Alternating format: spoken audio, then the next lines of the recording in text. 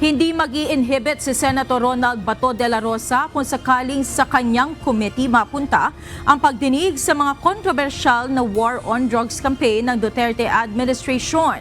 Ito ay kasunod ng planong pagpa-file ni Senator Bongo ng resolusyon upang magkaroon ng parallel investigation ng Senado sa issue katulad ng ginagawa ng House Quadruple Committee o QuadCom. Tinayak naman ni De La Rosa na magiging patas ang kanilang pagdinig sa kabila ng kasama siya at si Senator Go sa idinadawit sa aligasyon.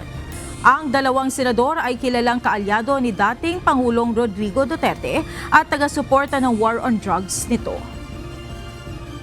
Well, yun naman no, yung pagiging patas o pagiging one-sided is a matter of perception, no? But I will leave it to the public kung how they perceive my way of handling the investigation. Basta ako, I will stick to the facts.